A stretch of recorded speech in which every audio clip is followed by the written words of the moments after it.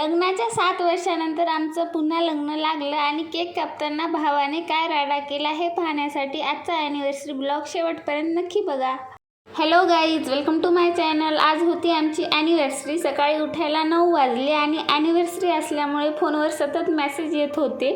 त्यांना रिप्लाय देण्यात वेळ गेला आणि कधी 11:15 वाजले हे समजलंच नाही. अजून नाश्ता बाकी होता, त्यामुळे पटकन पोहे बनवले आणि नाश्ता करून घेतला. त्यानंतर हेअर वॉश करायचा होता म्हणून आधी केसांना ऑइल लावून घेतलं आणि चेहऱ्यावर थोडीशी आईस मसाज केली. नंतर घरातील कामे आवरली, कारण आज काही जास्त कामे नव्हती घरात, कारण स्पेशल डे होता म्हणून.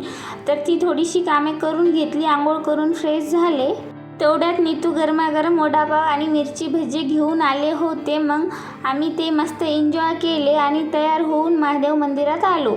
मंदिरात येऊन सर्व देवांचे दर्शन घेतले आणि तिथे एक खूप मोठी पिंड आहे.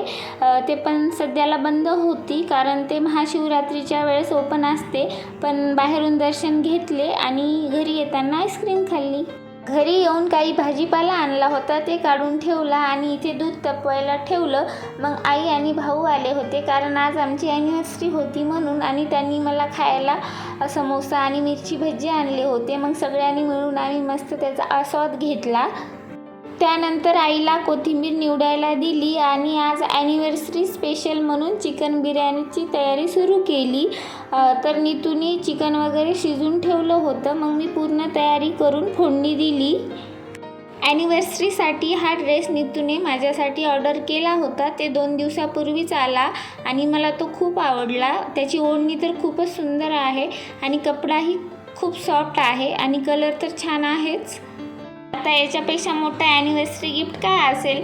चला तर तुम्ही पण सांगा कमेंट करून तुम्हाला हा ड्रेस कसा वाटला. तेवढ्यात माझा भाऊ आणि नीतू डेकोरेशनसाठी बलून फुगवत होते. मशीन नसल्यामुळे भाऊ बिचारा स्वतः बलून फुगवत होता. नंतर बलून फुगून झाले, पण भिंतीवर चिटकवताना खूप मेहनत घ्यावी लागली. काही बलून वारंवार पडत होते, पण शेवटी तिघांनी मिळून डेकोरेशन पूर्ण केलं. त्यानंतर मी पण तयार झाले आणि नीतू पण रेडी झाले. तर आता एक व्हिडिओ सोशल मीडियावर ट्रेंड करत आहे ना, तो व्हिडिओ आम्हाला पण बनवायचा होता, म्हणून नीतू माझ्या हातावर 7 इयर कंप्लीट असं लिहित होते. खरं सांगायचं तर सगळ्यासमोर थोडंसं ऑकवर्ड वाटत होतं, पण ॲनिव्हर्सरी आहे म्हटल्यावर जाऊ दे म्हणले आणि तो व्हिडिओ कंप्लीट करून घेतला. तो व्हिडिओ तुम्हाला पण मिनी ब्लॉगमध्ये पाहायला मिळेल, त्यामुळे नक्की जाऊन बघा. त्यानंतर हळूहळू ॲनिव्हर्सरी सेलिब्रेशनला सुरुवात झाली आणि आता तर आमचं पुन्हा लग्न लागणार होतं. हार तर डबल आणले होते. मामा तर पूर्ण तयारीतच होते लग्न लावायच्या.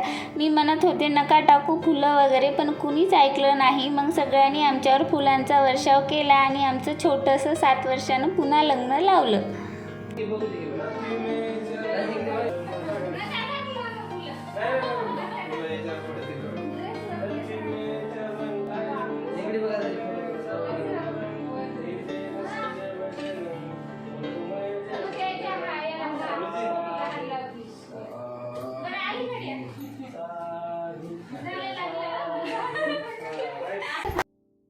आज आमच्या लग्नाला पूर्ण 7 वर्षे कंप्लीट झाली, त्यामुळे हा क्षण आमच्यासाठी खूप खास होता.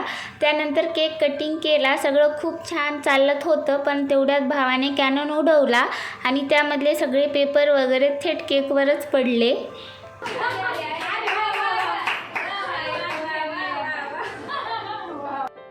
मग भाऊ ते केकवरचे पेपर काढायला लागले आणि सगळेच हसायला लागलो.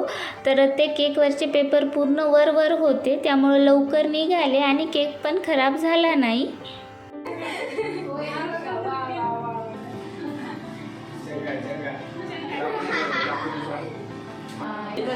नंतर आईसोबत, भावाईसोबत आणि सगळ्यासोबत खूप छान फोटो काढल्या.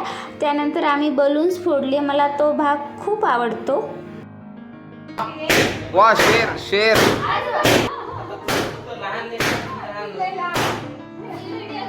मग बिर्याणी पण झाली आणि सगळ्यांनी मिळून जेवण केले. हळूहळू सगळे घरी गेले. भाऊ पण राहिले नाही, त्यांनी पण गेले, पण आई राहिली. मग आई आणि मी बसून खूप वेळ गप्पा मारल्या. अशा प्रकारे आमचा ॲनिव्हर्सरी डे खूप छान आणि आनंदात गेला. व्हिडिओ आवडला असेल तर लाईक, शेअर आणि सबस्क्राईब करायला विसरू नका. सो ॲनिव्हर्सरी सेलिब्रेशन तुम्हाला कसं वाटलं ते कमेंटमध्ये नक्की सांगा आणि अशाच डेली ब्लॉगसाठी सबस्क्राईब करायला विसरू नका. बाय, भेटूया लवकरच पुढच्या ब्लॉगमध्ये.